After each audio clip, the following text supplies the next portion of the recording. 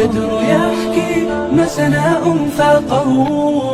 د مصر زړه ادیره د قرافه، مصر کې ودیره د قرافي په نوم باندې ډېره زړه ادیره ده.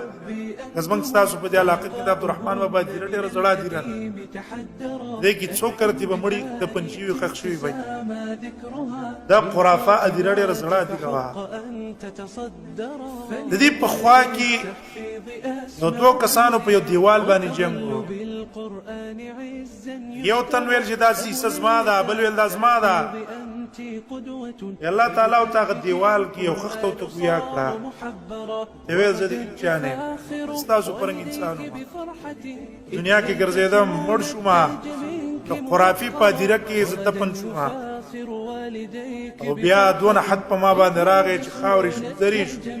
خلک راغله خاورې را پورته کړه او دغه خاورې نه ما نه خخته جوړه کړه په دې دیوال کې اوسه لګوله. زه چانه ما زه په خپل ستاسو پرنګ انسان یم.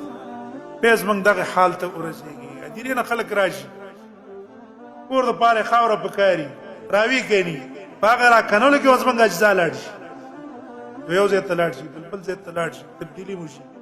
من تذکر الموت والبلا، مرګ یادول پکار دی.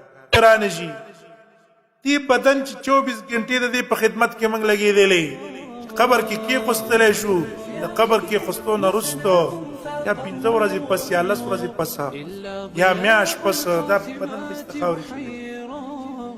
دې باندې چمچي ولګي، مزیدار دماغ، څونه قیمتي دماغ، خبرې پکې پرتې، سوچونه پکې پراته، تدبیرونه پکې پراته.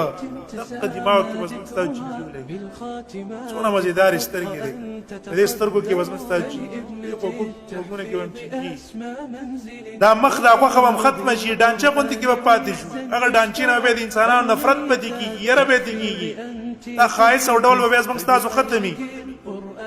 دا موږ یاد کړو الموت والبلا. ټول چې څونه موږ تاسو نه دلی دي په دې خاورو کې لاړ دفن او په دې خاورو کې خاورې شو. دې دیرې ته سړی لاړ شي او دا قبرونه ګڼي. اکثر په دې قبرونو کې ډوکې راوړي. دا ډوکې د چا دي؟ د زما ستا غوندې موږ ستاسو نه په قوت کې مضبوط، بدن کې مضبوط وو. نو ته دونه تکلیفونه او دونه پریشانۍ نه وې لکه موږ ته چې څونه دي، لیکن هغه ډانچه شوه، زرې زرې شو، خاورې خاورې. دقسې به موږ تاسو به